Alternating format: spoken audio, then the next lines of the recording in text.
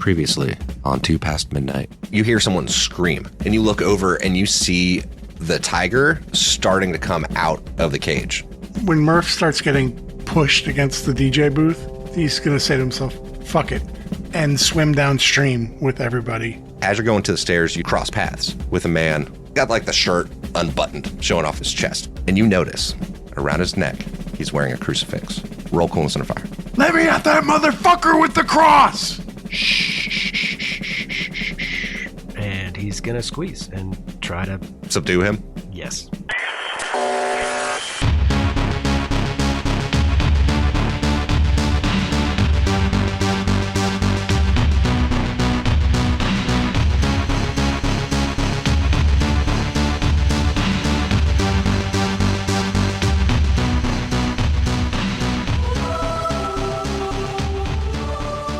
We're going to open up back upstairs. And we see Bruce and Emmett and those 4 NATO guys.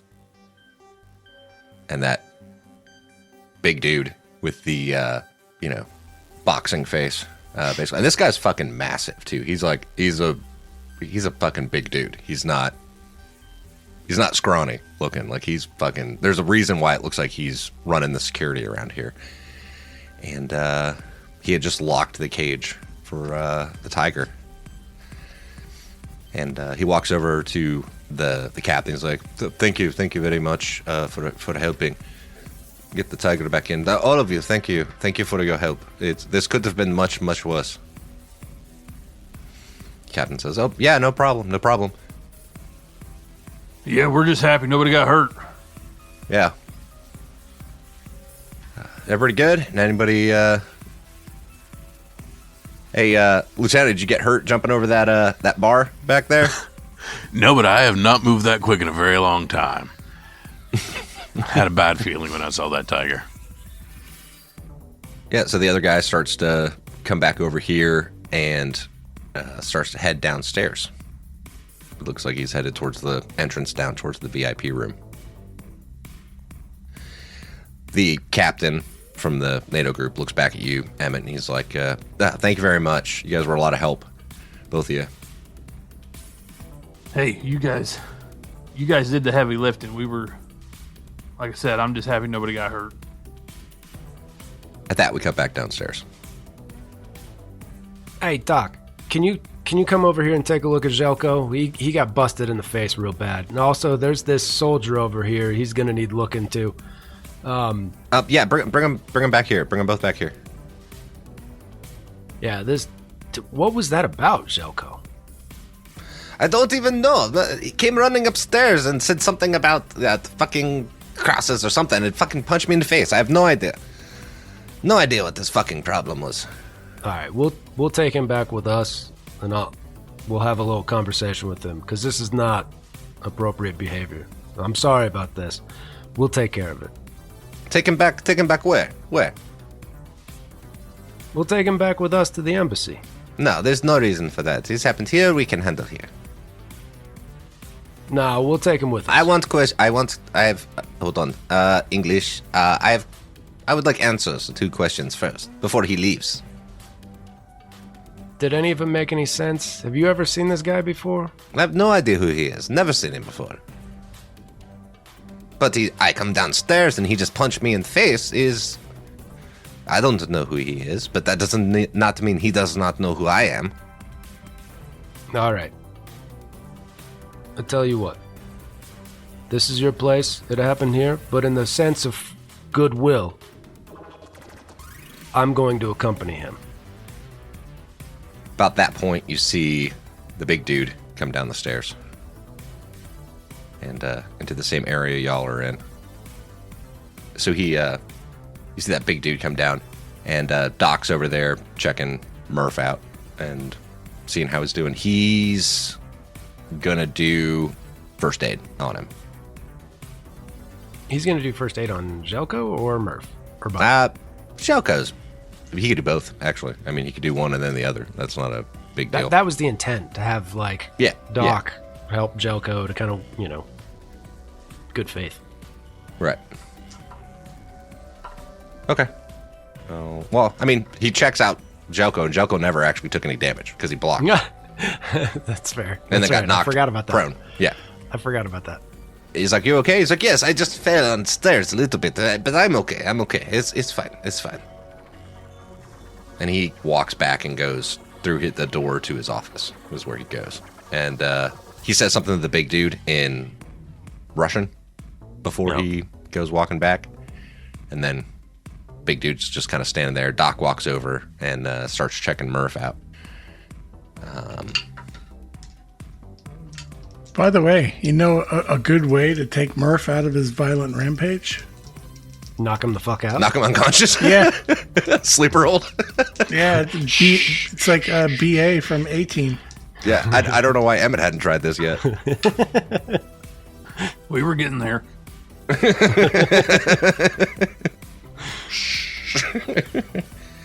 All right, so he got 3 successes on his first aid roll. Nice. So if I remember correctly, that means you regain 3 points of damage. Yeah. Like so, those 3 points of damage. 3 of those points of damage are now healed. If that's right. Let's double check. That seems accurate, but that it should be more than just 1. I'm pretty sure it's 3. I think so too. But let's take 2 seconds and go to medical aid. You with the rules. No. It's for the people that listen and like rules. If successful, you immediately heal a number of damage points equal to the number of successes you roll. 3. Bam. Yep. I thought that was right. All right, so you get back 3 points of damage, or you lose 3 points of damage. Yeah, I guess is the more accurate way of saying it. So he took 3 points of damage. He heals from getting 3. knocked out. Well, so really, Doc just like put smelling salts under his nose and woke him up. Basically. He like pulls out a smelling salt and just like puts it underneath Murph's nose. And Murph, you come too. What the fuck? You you're right, man? What the fuck? Stand up. Put your arms behind your back. The fuck are you? The motherfucker that knocked you out. Put your fucking arms behind your back. Just calm down. The owner of this establishment wants to speak with you. But he also would probably prefer you not try to hit him again. Here's the thing. I'm vouching for you. So do me a solid. Put your hands behind your back. Question, Adam. When these episodes occur, do I remember exactly what happened? Probably. Okay. All right. I mean, it doesn't say that you like... Yeah, I think it's like you see red. You know what I mean? But... You know what your actions are. Kind of like a drunken rampage as long as you... Right. remember. Just not a blacked out drunken rampage. Yeah. A reddened drunken rampage. All right. Yeah. Okay. It's like when you get hit when you're in a drunken fight and you're like, I remember getting punched. I also remember throwing a few. Yeah, so he stands up. He doesn't put his hands behind his back though. He stands up and he's like, fuck, I can't believe that happened again. I'm sorry. Well, I guess I'll have to apologize to whoever that was. Shit. Fuck. Frank moves to detain him. And just grabs his hands. And he's not being rough with him because he can see he's kind of fucked up still. And goes to put his arms behind his back. And you see that other big dude like standing there by the doors back to the stairs, staring at this whole thing going on. Look, if you want to live, Yeah, fine. fucking fine. listen. Whatever. He begrudgingly kind of puts his arms behind his back. And restrains him. So he ties him up. Zip ties. I don't know if you have those. I mean, we had him then. It's 550 coins. It's 550 coins. Yeah. He probably didn't have them by then. Look, I don't know what the fuck happened, but he's gonna want answers. And if you want to get out of this alive, keep your fucking cool. Doc goes, "Hey, Jean, I need to check and make sure he's okay still, real quick. I just got to make sure he doesn't have a concussion or anything, and we'll bring him in to talk to Jelko in a second, okay? Just give me 1 second." He's like, "Hey, Dabrowski, Staff Sergeant, would you mind putting him over on the couch over there just so I can check him out?" Absolutely, Doc. Yeah. Yeah. Hey, come on over to the couch and just sit down. Doc's gonna check you out. I'm fine. He's real good. Don't give him any shit, all right? I'm fine. This is non-optional. Yeah, fine, whatever. So Doc takes a little pen light out and starts like checking your pupils, make sure they're, equal, round, and reactive to light, and kind of having you follow his finger with your eyes. It's like, but while he's doing that, he's like, "What the fuck was that? Do you know him? No. Why did you attack Jelko?" You wouldn't believe me if I told you. Try me. I've seen some crazy shit, man. And like the whole time he's like palpating on the back of your neck just to make sure like you don't have any fractures or, he's kind of checking you out. Something has cracked in my dome here ever since... Fuck. Ever since I saw the bodies burning on the crosses, every time I see a cross, I seem to flip the fuck out. What do you mean by bodies burning on crosses? When we were coming here, we came here from Parjou. And during our trek, we came across a bunch of bodies strung up on crosses being burned. They said the rumor is that it was shepherd's flock.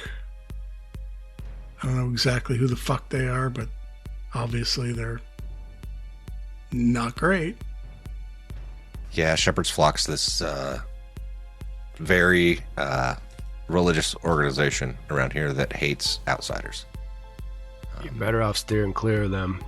Yeah, we had a couple run-ins with them heading this way from Warsaw, but that was early. That was a while ago. They've gained some momentum since then. And then days later, we came across a church that apparently they locked the people in the church and set it on fire.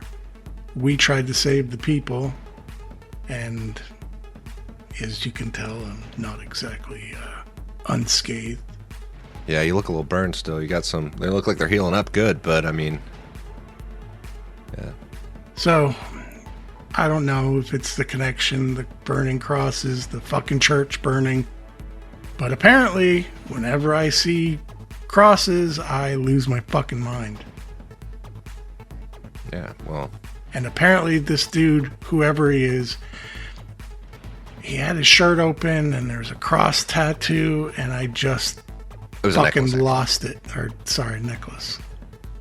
Well, as it happens, that's the proprietor of this establishment, and frankly, he's kind of connected. Seems like everybody is here. Yeah, if you have any plans of leaving here still breathing, just be nice. I don't give a fuck. I'll tell him the truth. Tell him what he wants to know, alright? And I'm gonna do my best to get you out of here, alright? I mean, I appreciate it, brother, but let whatever's gonna happen, happen. I'm good. I'll tell him the truth. He's good with it. Cool. If he's not, put a bullet in my fucking head. Alright, we go in there. You keep your eyes on the floor, alright? You look at your boots. Just avert your eyes, alright? You know it's there. We can ask him to cover it up, but I don't think he's gonna fucking care. So, just avert your eyes. All good.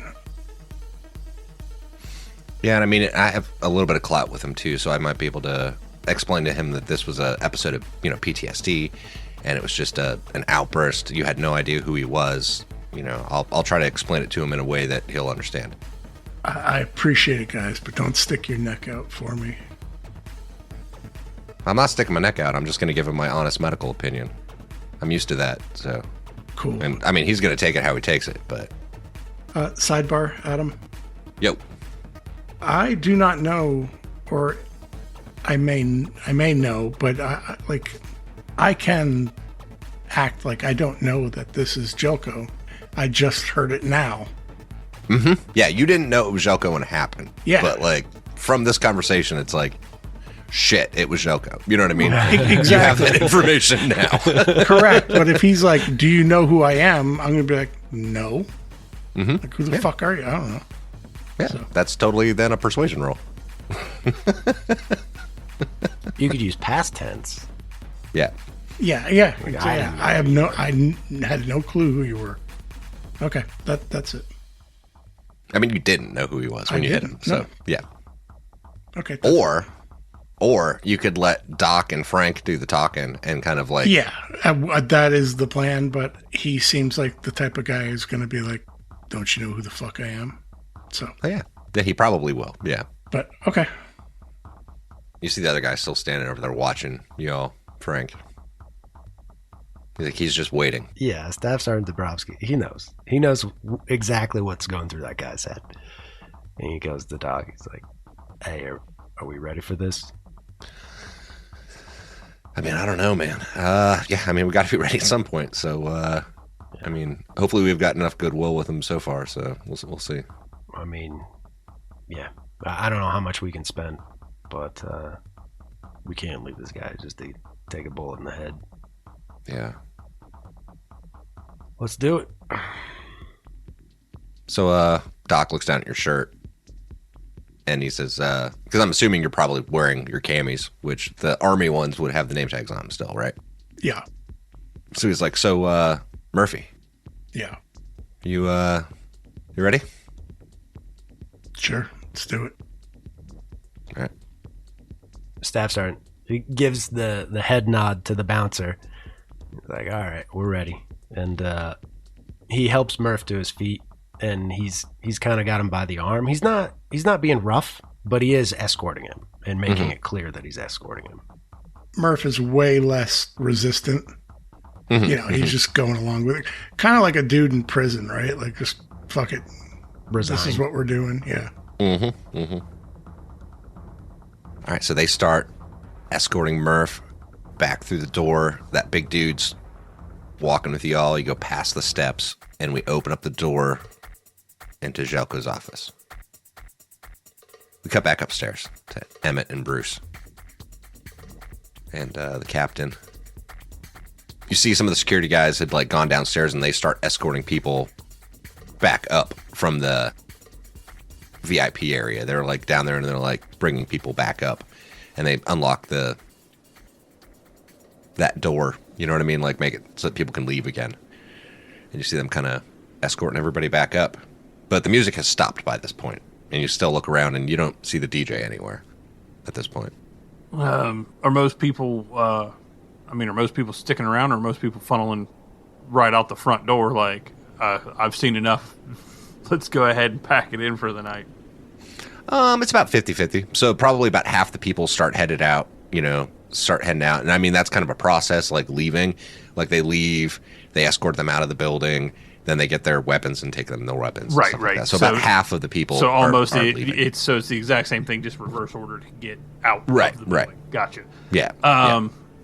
Well, I mean, I would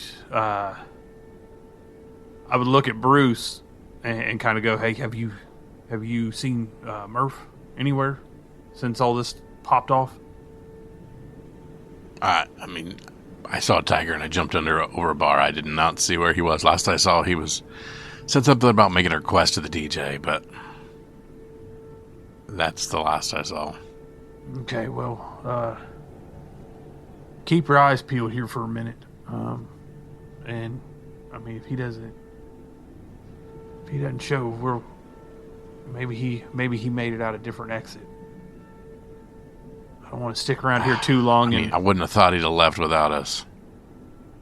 I mean, he's been doing a lot of things here recently that don't make a whole lot of sense.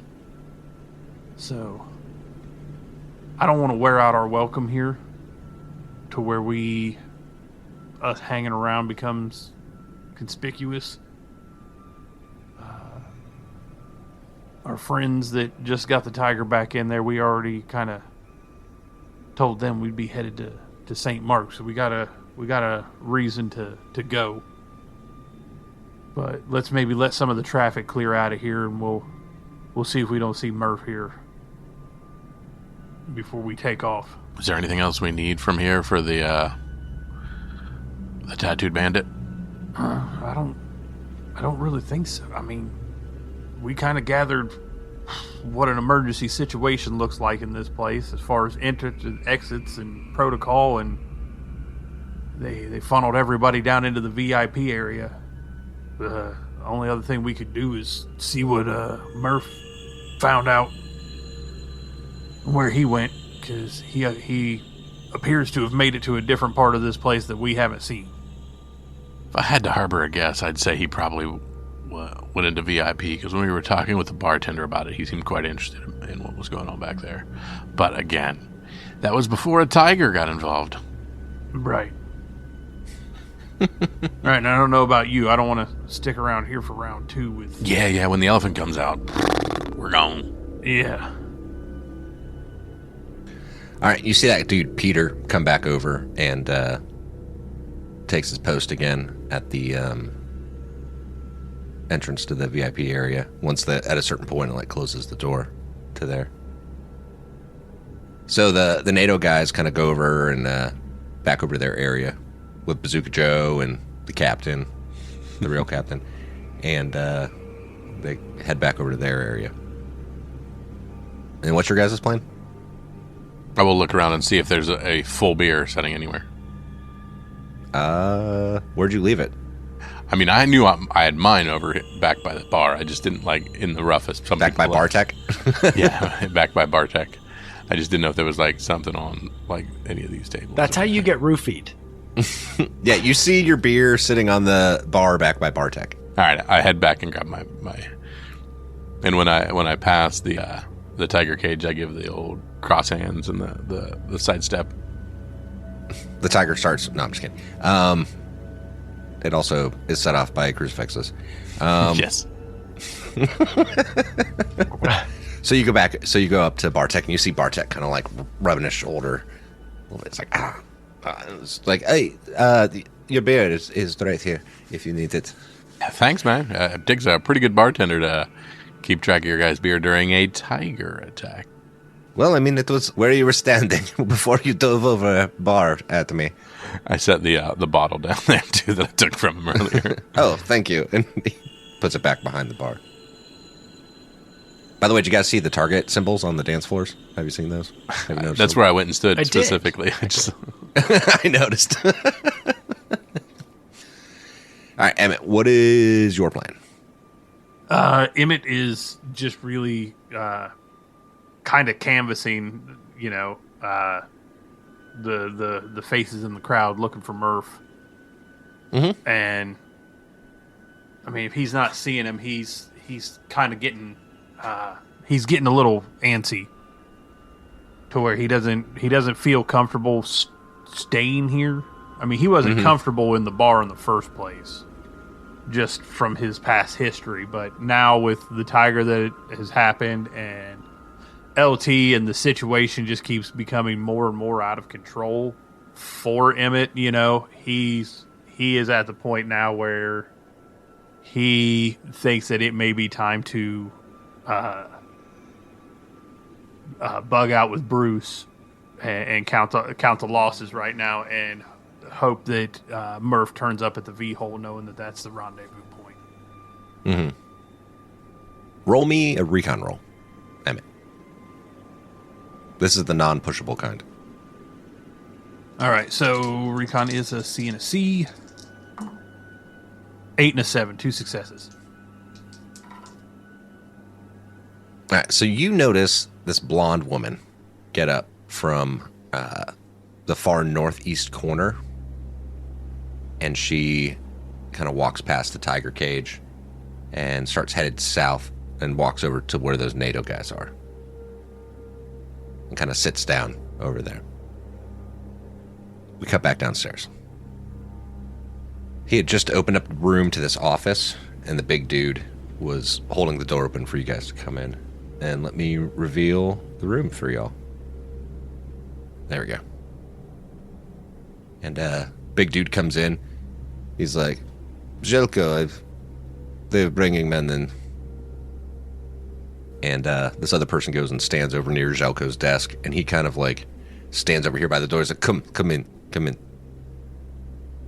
And I'm assuming Frank escorts Murph in. Yes. Right. So Frank is kind of standing behind him and bringing him in to stand at Captain's Mast, essentially. Mm-hmm. This is not the first time he's done this. So come in, have a seat. But you, have a seat here at the desk. You see like 2 chairs right there in front of the desk, which is where Doc and Frank were sitting before. Frank's going to escort him over and seat him in the chair, but stand behind him. So you look behind him, Chris, and you see this massive painting behind him. We decided it was John the Baptist behind him, and he's got some other artwork hanging on the walls in here. And as you kind of glance around. Around, not at. Hey, Jelko, you mind doing us a favor? Could you cover up the neck piece? Apparently, that's what started this whole thing. What, is he some sort of Nosferatu? Some sort of vampire? Man, I don't know, but apparently that was the trigger. So, it's your place. I'm not trying to tell you what to do, but I'm trying to say, if you cover it, we can have probably a better conversation with it. Yeah? Okay. I you know what? I'm fair. I will tuck in. That's way we can have, normal human conversation. None of this like, I interview a vampire. He's like Tom Cruise, right? This one's a little taller, I think. Well, let's start. That's what I have here. No. I'm a believer, sir, and I'm very, very sorry. Have seats. I had no idea who you were. I really don't know who you are. But as I said, I'm a believer. But quick question: Are you sitting at the desk? Yeah, I thought Frank already sat me down. I don't know. I was just making sure because That's what Jeremy said. In my head canon, Jelko's sitting behind his desk. On the other side of the desk is Murph. And beside him is Doc. Behind him is Frank. Yeah. There's Jelko's person to his right, and then big dude, massive dude By the door. over on the way to the door. Yeah. Go ahead. Sorry. I'm very sorry, and I apologize for attacking you. I'm guessing the past things I've seen, whenever I see a cross, I lose my shit. See, Jelko, it sounds like he has some sort of PTSD, and I think it triggered. He's had some run-ins with the with Shepherd's Flock out in the countryside, quite a few from the way he was talking about it. And you know the way it is. Jelko. Like, sometimes things in war fuck people up, and he's just living in that right now, and obviously, look, he's apologetic. He didn't know who you were. He didn't know who he was attacking. He just saw the cross and went at it. Jelko's like, that makes sense. That makes sense, I guess. But so what is your name, Lestat? Murphy. Murphy. Or are you more like Louis, I guess? Because he was the one who felt bad about the things that he did, whereas Lestat, not so much. Where are you at on that spectrum? Quite the Anne Rice fan here. I love those books. They're great.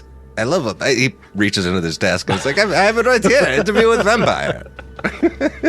I have on DVD too. It's right here. There's like a bootleg copy of Interview with the Vampire. I'm sorry, I've never read the books or seen the movie. It's great. It's great. I've always wanted to go to New Orleans. So you are American, right? Where are you from in America? Massachusetts. Massachusetts. That's up near New York, right? Up near that end of that part of country. Just above New York, yeah. It's close to where Frank is from. You too, Frank. Right? You are. What is it? New Jersey. New Jersey. Yes, Jersey. Yes. Yeah, we're on opposite sides of New York. Among other things. So, what did you do, Murphy, in the army? Mostly recon. Like the scout? Is that what you call it? Something like that. Huh. Interesting. He's kind of sitting back and doing this. So Massachusetts. What kind of sports teams? You guys watch? You guys have hockey up there? Hockey, baseball, basketball, football. I assume when you say football, you mean like American football, not the football that everyone else in the world plays. Correct. We call that soccer. Yes. Very American of y'all. Give a totally different name to game. I don't know what to tell you. Football was already taken. I don't know what to tell you. I know this isn't really my place considering present circumstances, but may I ask you a question? Sure. Who are those shepherd's flock assholes? Those are locals with very strong beliefs that think that what they are doing is God's work. This God that they believe in, they feel like they are doing his work, trying to expel people. They're doing a lot more than expelling. Well, I mean, expel, move to somewhere else, expel, move to somewhere else. Is same. Dead, not here, still not here. Da. Fair enough. Yeah, I've come across some of their handiwork. What do you think of my place so far? It's great. It's hard to fathom that this is here in the middle of all of this. Yes, I tried to make something that would appeal to as many people as possible, which is why we have different nights with different music and things like that, so that I have the broadest base possible. I must say, the beer, A+. Thank you. I have that imported myself into the city. Beat even better than Guinness, man. all right, this is how I'm going to do this. I'm going to let Doc roll because I'm assuming he has the best persuasion. Jeremy? Yeah. I got a flat B. Okay. Wait, from your empathy? Yeah, that's it. Yeah. So I'm going to let Doc roll it, but I'm going to give each one of y'all a +1 to Doc's roll, so he's going to get a +2 on this. I'm going to make some adjustments based upon persuasion rolls. Because we're very outgunned, and, yeah. Yeah.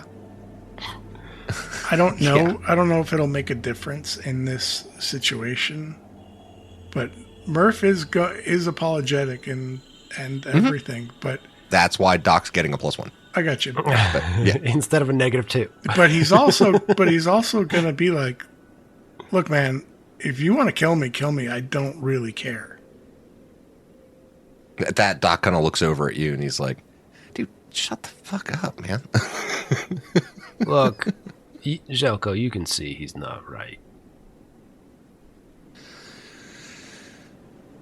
Jeremy, roll me an A and an A. I don't want to. 2d12. I know what they are.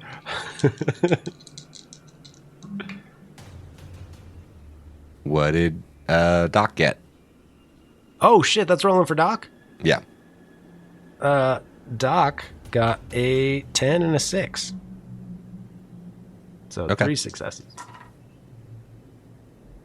right, so Jelko through this kind of like leans back and he's like, Something about this man. I like him.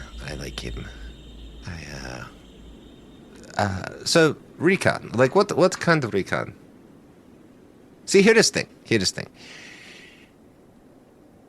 Not only am I the kind of person who likes being able to acquire things for people, but also maybe services for people. So, if we are going to be cool and everything good, and I forgive you, perhaps maybe you have skills that would benefit someone, and I could, or maybe me, if I have a need for them. Well, let's say just, for hypothetical. Yes, hypothetical. Da. I am sent to Colombia. Drug cartels and everything there, right? Bringing drugs into the United States and our government. Wait, do you smuggle drugs into the United States? No. That's the way it's sounding. That is the way it's sounding. No. So let's say some of the higher up cartel members our government is not happy with them. I and my team may get inserted into Colombia, acquire the target, sneak our way in, observe, report, wait for orders, and eliminate the target, track the target, and report back. Oh, so you're an assassin. We don't have assassins in America. That sounds like assassin. What you are describing is assassin. It sounds like you should have been brought on trial for Contra at some point. I don't know. I said this is a hypothetical. Just saying hypothetically. It sounds, hypothetically, as you say, it sounds like a hypothetical assassin. You based on your look, and I am going to assume you have experience in Russian military. You have these type of scouts as well. Yes, of course. The kind that reach out and touch someone from far away. I love that term. I do. That's... Yes. All right. Well, I'll tell you what, Murphy. If you can give me some sort of way to contact you, perhaps we can make it a deal in the future. So I will owe you. Okay. I mean, Could be better than other option, I'm I love Jeremy's face through all of this, by the way. If this, after doing a live video, I'm kind of like, I wish other people were watching this. No, the whole time I was thinking like a way to contact him, and all I'm thinking is the fucking bat signal. It's just a spotlight with a bat. so Target. Puts a cross up in the sky. that would be a bad idea. Wherever you hear someone flipping shit, it's there. It's there. There he is. Without, I mean no disrespect, sir, whatsoever. Sure, sounds good. I really don't care. I mean, you can take me out back and put a bullet in my head. I'm good. I don't really care. All I'm saying is, man who has such little respect for life, including his own, could be useful. Sure. I get that. You know what would be a convenient way for me and for you to be able to contact me? If these guys could get me access to the consulate, embassy, whatever you want to call it, I'd be happy to make a daily stop there and make sure if you're looking for me and you leave a message there, I will come see you. Let me make it perfectly clear. We perform legitimate business at the embassy. This is getting outside the realm of legitimacy. So, we have no authority to stop you from making this deal, but I'm also sure as shit not going to allow message handling through the embassy. Could it be through you? Fuck no. Let me make this perfectly clear to you, soldier. You're interested in your life and what you're doing, and you don't even give a shit about your life. My responsibility is to the United States government and to make sure that we have a foothold in Poland to maintain good relations with the Polish people. That mission is bigger than you. So I am not going to dip my toes into whatever dirty fucking mud puddle you're wallowing in. This guy. This guy is... He's still living in that world. Still in that world. God. Oh. I'm glad that you can laugh at that as well, because that's hilarious to me. Yeah. This guy. I like you. You guys. Frank, I like you too. Frank. Yeah, I know, Zelko, but you know where I stand. I know where you stand. Man, you need to wake up, brother. Tell you what, how about if I set up location? Because I'm assuming you are the type of person that does not want me knowing where you sleep. I mean... That would be the smart move, at least. I would say that's preferable. Let's set up location. Like a drop. Sure. And you check once a day. If you come across, a message there, then, we go from there. If there's nothing, you keep going. And then you go get sandwich, right? One of your, American cheeseburgers or something. It'd be great if I could find one here. Yeah, I don't know where they have good cheeseburgers. I have not seen one. I'd think that by the time, all of these built up, would have built a McDonald's at some point here. I'm sure there's one. What do you think I'm here for? That's coming. The best thing I've had in weeks is meat on a stick, so I don't know. All right, so we cut back upstairs. It's been a bit, Emmett and Bruce. And you actually see the DJ come back in, and he starts playing some music again, and it seems like it is definitely settled down compared to what it was before. It's getting later in the evening, so, everyone's kind of starting to tone down a little bit. And, some people are leaving and shit like that, but there were already about half the people had left anyway. What do y'all want to do? Emmett would casually try and make a stop by the group over there. Not trying too hard, but looking for his the beer he had sat down before the tiger incident. Mm-hmm. Just kind of making his way past them, and he would just casually thank the captain again for his assistance and being willing to take care of the situation, and he would just try and overhear what he could in that process. Yeah, so when you walk over there, that blonde woman that was sitting there, she's got a cigarette between her fingers, and you walk up, and she was talking to the captain, and she looks over, and the captain's like, "Hey, what's up? How you doing?" Oh, I was I was just looking for the beer. I sat down before all the commotion. Yeah, I'm not sure if it's one of these. I mean, and you see on the tables, there's some half full beers, and some had been knocked off, in the commotion of everything. So you're not 100% sure which one was yours, but there's at least one beer sitting there that's half full. And I'll just kind of take a glance at him and just, you know what? I'll just probably stay for just getting another one. You don't want to get roofied. Well, I mean, you've got the disease running around, so that's how you wake up in Kyle's basement, right? So with the wow, the plague the and lotion on its skin, the plague and the fire, I wouldn't want to risk it. Yeah, and so like while you're up here talking, like that woman that was there kind of like leans back, and she doesn't say anything else while you're standing there, but she's like leaning back with this like cigarette like dangling between her fingers and kind of the smoke swirling up into the air. But she looks like she's just like looking into your soul, like she's trying to assess you.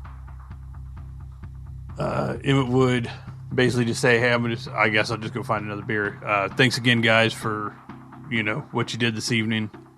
And he would make his way over to Bruce at the other bar. Okay. Get close to him and go, "Hey, I think it's about time we try and get ourselves out of here." We're not waiting for Murph. We're just going to bounce. Well, I mean, the more we stand around here, the more we're going to stand out. So, I don't know what happened to Murph at this point. I don't know if he made it out a different way, but he knows where we're supposed to meet back up at. So,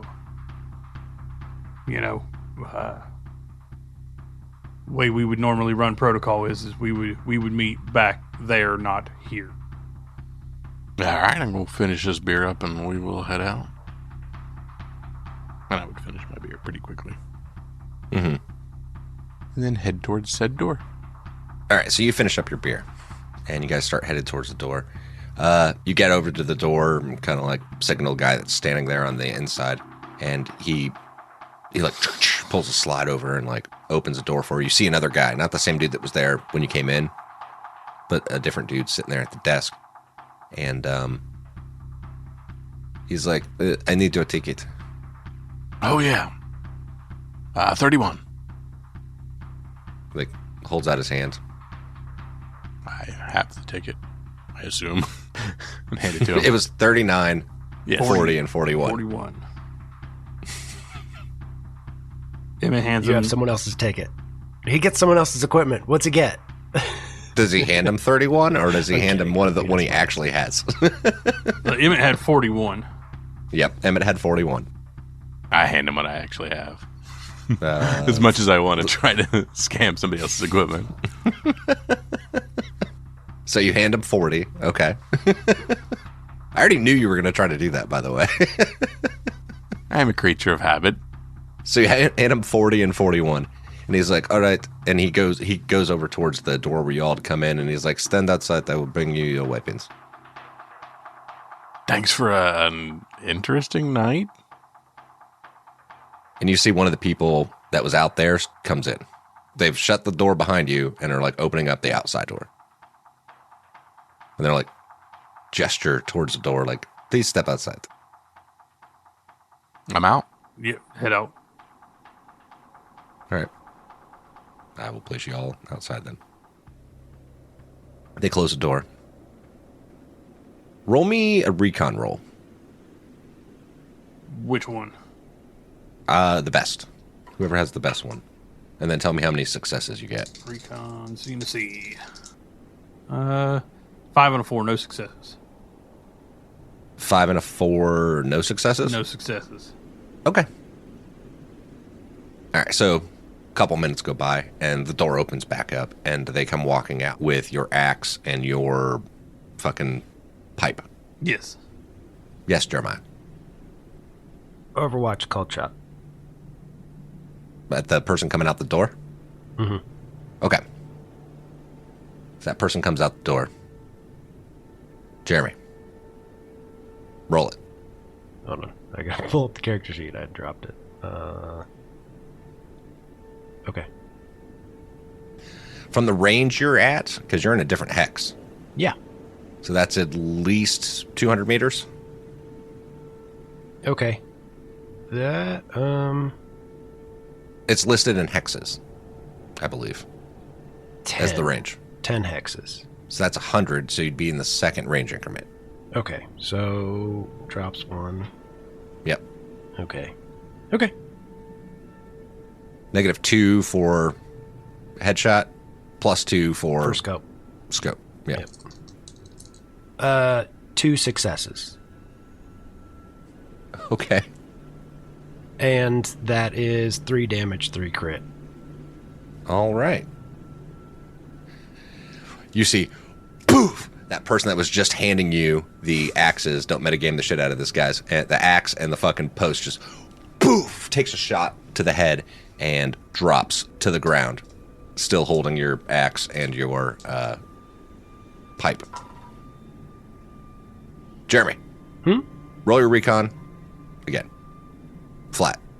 Flat recon? Flat recon. You get no bonus for lighting and shit like that. It's just the flat one. It's for being sneaky, right? Mm-hmm. Okay. That's, okay. 1 success. Okay. So everybody here starts like moving out and they're like, shooter, we got a shooter, we have a shooter. But they're, saying it in Polish. And we have subtitles underneath of that. But they all start like flanking out and kind of like looking around, trying to like, and they're taking cover and dropping. What did the two of you do? Drop prone. I fall prone. Okay. If it's close, I grab my axe. Mm-hmm. And I crawl to cover. All right. Emmett? Yep, Emmett would drop prone, grab his weapon out of his hand, and try and see if he can figure out where the shot came from. Okay. Roll recon. 5 and a 1, no successes. All right. Yeah, you don't know where the shot came from. You just heard a shot. Pow! And poof, saw that person drop to the ground.